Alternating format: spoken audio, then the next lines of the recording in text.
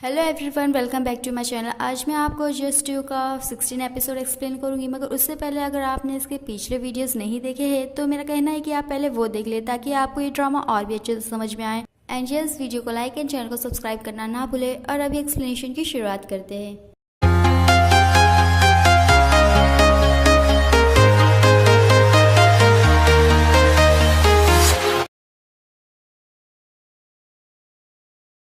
16 episode की शुरुआत में क्यूई जिया को बताता है कि लोगों का काम और भी बढ़ रहा है और इसीलिए वो उसके लिए एक असिस्टेंट लेके आया है। अब वो असिस्टेंट होता है बासु का नेफ्यू सैन। बट जिया के चेहरे से लगता है कि उसे असिस्टेंट वाली बात जरा भी पसंद नहीं आई है। बट जो सैन है वो सारी वही चीजें कर रहा होता है जो कि क्यूई और डीन ने उसे कहा है। वो जिया के पीछे हमेशा रहता है, उसके कॉल्स अटेंड करता है और इसी वजह से जिया उसके चिढ़ रही होती है। इसके बाद जिया अकेले बैठी होती है और वो ये सोच रही थी कि डायरेक्टर जो और डीन अकेले क्यों बात कर रहे, उसे क्यों नहीं बुलाया गया है। और इसीलिए वो डीन का वेट करते हुए वहाँ बैठती है। डीन आता है तो वो उसे पूछता है कि वो गई क्यों नहीं। जिया डीन को कहती है कि वो उसका वेट कर रही थी। अब वो बातों बातों में उसे पूछती है कि वो दोनों अकेले क्या बात कर रहे थे, वो भी हाओलिन की है, उसे क्यों नहीं बताया जा रहा है। वो कहता है कि उन लोगों ने काफी सारा डिस्कस करा है। और लास्ट में डीन उसे कहता है कि वो क्यूई और उसका प्लान को लेकर डायरेक्टर जो से बात कर रहा था। तो जिया डीन से पूछती है कि क्यूई का प्लान क्या है, मगर डीन उसे कहता है कि उसे बात करने के लिए एक अच्छी जगह पे चलना चाहिए। और वो उसे बाद में कहता है कि उसने जो भी किया है और जो भी कर रही है उसे अभी रोक देना चाहिए। जिया डीन को कहती है कि उसे समझ में नहीं आ रहा वो ऐसा बोल कैसे सकता है, वो भी तो लिलिंग को पसंद करता है। डीन उसे कहता है कि उसका प्यार उसके प्यार से अलग है, मतलब जिया के प्यार और डीन के प्यार में काफी डिफरेंस है। वो कहता है कि वो सेल्फिश है और वो ये चाहती है जिसे वो पसंद करती है वो भी उसे पसंद करे। मगर जहाँ तक कि डीन का है, वो ये चाहता है कि जिसे भी वो पसंद करता है वो हैप्पी हो, और लिलिंग अभी हैप्पी है। और वो जिया को कहता है कि वो जो कुछ भी प्लान कर रही है वो सब कुछ अभी छोड़ दे। बट जिया उसे आगे निकलते हुए अपने गले में जो हमेशा रिंग पहना करती थी जो कि क्यूई ने उसे दिया था पहले, वो अपने हाथों में पहन के आती है और उसे दिखाते हुए वो क्यूई को ब्रेकफास्ट देती है। और जिया क्यूई को वो रिंग दिखाते हुए कहती है कि ये रिंग अभी भी उसके पास है, जिसका मतलब है कि उन लोगों का जो रिलेशनशिप है वो अभी भी एग्जिस्ट करता है। क्यूई कहता है कि ऐसा वो सोचती है। और जिया के जाने के बाद क्यूई उसका लाया हुआ ब्रेकफास्ट हटा के वो ब्रेकफास्ट खाता है जो कि लिलिंग ने उसके लिए बनाया है। इसके बाद लिलिंग एक कैफे में होती है। वहीं पर क्यूई की मॉम अपने क्लाइंट को पेंटिंग सिखा रही होती है और उनके क्लाइंट के हाथ से पानी गिरने के कारण वो पेंटिंग पे जाने वाला होता है। बट लकीली लिलिंग उसे हटा लेती है और हटाते हुए वो ये कहती है कि ये पेंटिंग तो ऐसा लग रहा है किसी बच्चे ने बनाया। और वो क्लाइंट पे देखता है तो बोलता है ये तो सच बात लग रही है। अब वो उसकी मॉम को कहता है कि अगर उनके पास अच्छी पेंटिंग हो तो वो उसे कॉन्टेक्ट करे, क्योंकि मॉम लिलिंग को चिल्लाती है कि उसकी वजह से उनका नुकसान हो गया है। बट लिलिंग उनका चेहरा देखती है और कहती है कि वो थोड़ी फैमिलियर लग रही है, कहीं देखा है उन्हें। फिर उसे याद आता है कि वो कन्वेनियंस स्टोर में उनसे मिली थी। और थोड़ी देर के बाद उसे क्लिक होता है कि जो क्यूई की मॉम की फोटो है वो सेम टू सेम उनकी तरह दिख रही है। और इसीलिए लिलिंग उन्हें काफी सारे क्वेश्चन करते रहती है, क्योंकि मॉम उसे कहती है कि वो उसके अजीबोगरीब क्वेश्चन के आंसर नहीं देने वाली, और वो वहां से चली जाती है। इसके बाद लिलिंग क्यूई को कॉल करती है, उसे बताती है कि उसने अभी एक ऐसी लेडी को देखा है जिसकी शक्ल बिल्कुल उसकी मॉम जैसी दिखती है। और क्यूई उसे कहता है कि क्या वो कंफर्म करके बता सकती है कि अब उसकी मॉम ही थी। वो कहती है कि वो कैफे में जाके पूछती है उनके बारे में। क्यूई अपने डैड को कॉल करता है और उन्हें लिलिंग की बातें बताता है। क्यूई के डैड कहते हैं कि वो फौरन ही उस कैफे में जा रहे हैं। अब वो जब जाते हैं तो लिलिंग से मिलते हैं। लिलिंग उन्हें कहती है कि उन्हें इतना स्ट्रेस लेने की जरूरत नहीं है, क्योंकि वो ये नहीं कह सकती कि वो लेडी क्यूई की मॉम ही थी। क्यूई के डैड कहते हैं कि चाहे जो भी कुछ हो वो वेट करके देखेंगे। इसके बाद जिया क्यूई के कैबिन में आती है और वो उसकी बात सुन लेती है। अब वो उससे पूछती है कि वो और उसके डैड मिलकर किसे ढूंढने जा रहे हैं। अब वो कहता है कि वो उसका पसंद मैटर है, वो कुछ ना बोले। और तभी वो कहती है कि क्या लिलिंग आ गई है, वो कब तक आएगी, उसे कुछ डिस्कस करना है उसके साथ। क्यूई जिया को कहता है कि लिलिंग थोड़े टाइम में आ जाएगी। बट तभी जो जिया है वो क्यूई को उस नाम से बुलाती है, जबकि वो लोग साथ में रहते थे तो वो बुलाया करती थी। तो क्यूई उसे कहता है कि वो उसे लास्ट टाइम बता रहा है कि वो इस नाम से उसे ना बुलाया करे। और इसी पर जो जिया है उसके आंखों में आंसू भर जाते हैं और वो कहते हुए जाती है कि वो बस उससे बात करना चाहती थी, उसकी आवाज़ सुनना चाहती थी। लिलिंग जिया को रोता हुआ देख उससे कहती है कि वो रो क्यों रही है, अब वो क्या हेल्प कर सकती है उसकी। जिया उसे कहती है कि वो उसे हेट करती है, वो उसे बात ना करे। और लास्ट में वो उसे कहती है अगर वो उसकी हेल्प करना चाहती है तो वो क्यूई से हमेशा हमेशा के लिए दूर चली जाए। डीन लिलिंग के पास आता है और उसे कहता है कि क्या वो ठीक है। अब वो उसे कहता है कि उसे जिया की बातों पर गौर करने की जरूरत नहीं, उसे इग्नोर करना चाहिए। इसके बाद देखते हैं क्यू के डैड को, जो कि अभी भी कैफे में क्यू की मॉम का वेट कर रहे होते हैं, बट वो अभी तक आई नहीं होती है। और तभी वहाँ पर क्यू और लीलिंग आते हैं और क्यू और लीलिंग से उसके डैड उसकी मॉम के बारे में बात करते हैं और कहते हैं कि उन लोगों को भी वेट करना चाहिए। वो लोगों का इतना सारे टाइम वेट करने के बाद भी क्यू की मॉम वहाँ नहीं आती है और क्यू के डैड लोगों को कहते हैं कि लोगों को घर पे चलना चाहिए, क्योंकि वो लोग भी काम करके थक चुके होंगे। और वो लोग घर के लिए निकलते हैं। उसी वक्त थोड़ी देर बाद वहाँ पर क्यू की मॉम आती है। इसके बाद क्यू को जिया का कॉल आता है। लीलिंग की देखती है और वो उसे कहती है कि वो उसे उठा लेना चाहिए, क्योंकि वो इतने सुबह सुबह कॉल कर रही है तो कोई ज़रूरी बात होगी।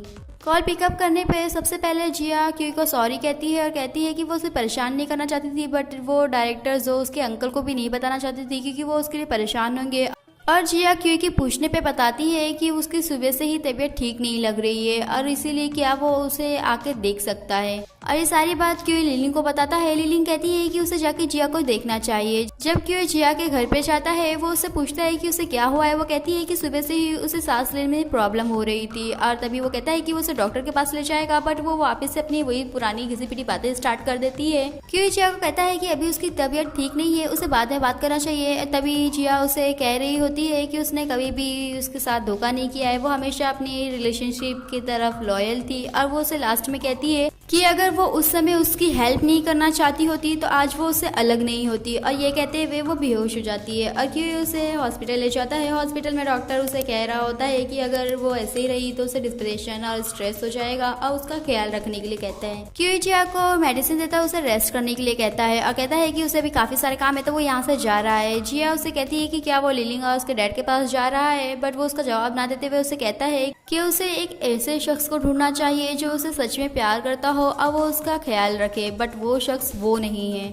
और क्योंकि जाते ही जिया को एक मैसेज आता है जिसे देखकर वो स्माइल कर रही होती है। इसके बाद क्यू लीलिंग से पूछ रहा होता है कि कल वो जिया को देखने गया था, क्या उसे थोड़ा टेंशन हुआ। वो कहती है कि नहीं, बट वो उसे देख रहा होता है तो वो कहती है कि हाँ थोड़ा बहुत। अब वो कहती है कि मगर उसे जाना चाहिए, उसे देखना चाहिए। बट क्यू कहता है कि अगर जिया उसे वापस से कॉल करेगी तो वो पिकअप करने वाला नहीं है। और उसी वक्त जो जिया है वो लीलिंग को कॉल करती है और उसे रो रो के रिक्वेस्ट कर रही होती है कि वो क्यू को उसके पास भेजे।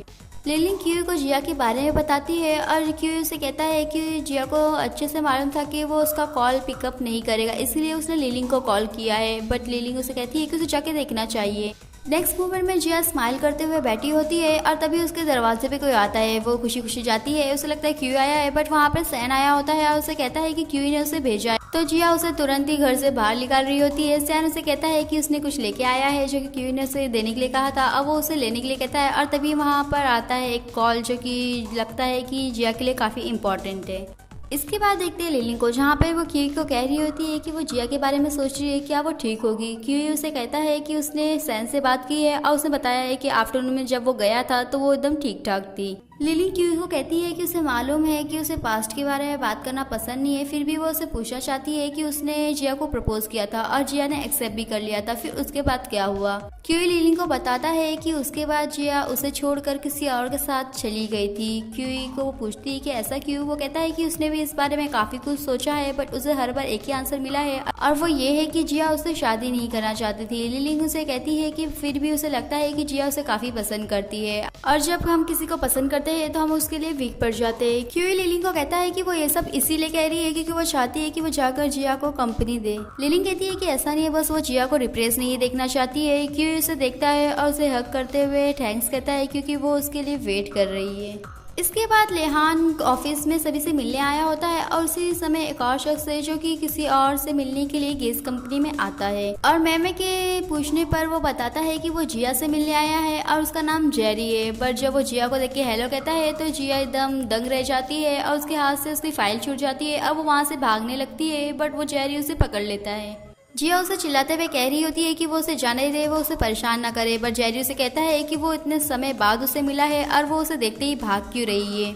क्यूई सारी आवाज़ें सुनकर वहाँ आता है और उसे पूछता है कि वो है कौन। क्यूई को वो नाम लेते हुए कहता है कि वो भी उसे काफ़ी सालों बाद देख रहा है और वो क्यूई को कहता है कि लग रहा है कि उस प्रोजेक्ट की वजह से वो एक मैनेजर से एक कंपनी का ऑनर बन गया है। और उसी दौरान जिया उससे हाथ छुड़ा रही होती है तो वो नीचे गिर जाती है। जेरी उसे कहता है कि उसे लगा तो नहीं और क्यूशी जिया को संभालती है क्यूई जेरी को वार्न करते हुए उसे कहता है कि वो उसकी कंपनी है और उसे यहाँ से तुरंत ही जाना चाहिए, नहीं तो वो पुलिस को कॉल करेगा। जेरी क्यूई को कहता है कि उसका और जिया का टर्म्स एंड कंडीशन है, तो चाहे कुछ भी हो वो आज जिया को अपने साथ लेकर जाएगा। अब वो उसे जबरदस्ती ले जा रहा होता है, तभी डीन वहाँ से आता है और उसे जोर से पंच करता है और वो जेरी को कहता है कि अगर उसे कुछ प्रॉब्लम है तो उसे बाहर बात करना चाहिए। जेरी उन लोगों को बताता है कि 3 साल पहले उसने और जिया ने टर्म्स एंड कंडीशन एक्सचेंज किया था और उस समय क्यूई ने अपनी बिजनेस का स्टार्टिंग ही किया था और जिया उसे हेल्प करना चाहती थी और इसलिए जिया ने जेरी के साथ टर्म्स एंड कंडीशन एक्सचेंज की कि अगर वो अपने डैड के कंपनी का जो प्रोडक्ट का प्रमोशन है वो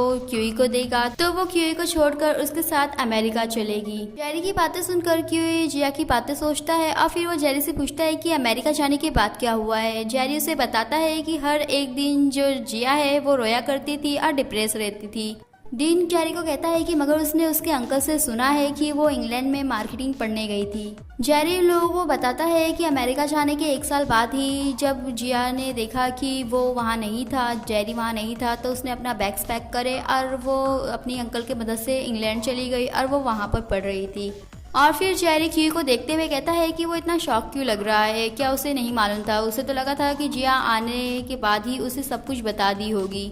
डीन क्यूई को समझाते हुए कहता है कि पास्ट था, बट क्यूई उसे कहता है कि मगर वो कैसे समझ ले ये, क्योंकि अभी भी उसकी वजह से जिया उस इंसान से हरेस हो रही है और वो उसे परेशान कर रहा है, तो वो इस मैटर को कैसे जाने दे। और तभी इन लोगों की नज़र लिंगलिंग पे पड़ती है जो कि लोगों की बातें सुन रही होती है और फिर वो लोगों को देख के भाग जाती है। इसके बाद क्यूई जिया और जेरी की बातों को सोच रहा होता है, तभी उसे लिंगलिंग का मैसेज आता है। अब वो उसमें लिखती है कि वो उसके डैड के पास जा रही है क्योंकि उसके डैड अकेले कैफे में वेट कर रहे हैं। उसी वक्त डीन क्यूई के कैबिन में आता है और उसे कहता है कि उसे जाके ज़रूर से लिंगलिंग से बात करना चाहिए। उसे लगता है कि वो उससे बात करना चाहेगी और तभी रास्ते भर वो लिंगलिंग के बारे में सोच रहा होता है और कैफे पहुँचता है।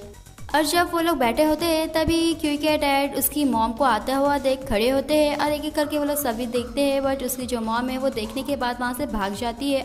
बट वो तीनों ही उनका पीछा करते हुए एक पार्क में पहुंचते हैं जहाँ पे वो छुपी होती है और उसके डैड उन्हें आवाज़ दे रहे होते हैं और लिंगलिंग भी, बट क्यूई आवाज़ नहीं दे रहा होता है। लिंगलिंग उसे पूछती है तो वो कहता है कि 20 सालों में उसने कभी अपने ज़बान से मॉम शब्द नहीं निकाला है और अभी वो क्या करे। वो कहती है कि अभी उसके पास उसकी मॉम है, अब उसे बताना चाहिए कि वो उन्हें कितना प्यार करता है। तो लिंगलिंग की बात सुनकर क्यूई अपनी मॉम को आवाज़ देता है और उसकी आवाज़ सुनकर उसकी मॉम रह नहीं पाती है और वहाँ से बाहर आके लोगों के पास आती है। और आज का हमारा ये वीडियो यहीं पे फिनिश होता है। फिर मिलेंगे नेक्स्ट पार्ट में। वीडियो अच्छी लगे तो चैनल को सब्सक्राइब करें, वीडियो को लाइक करें और कमेंट करके बताएं और आगे जानने के लिए स्टे ट्यून्स।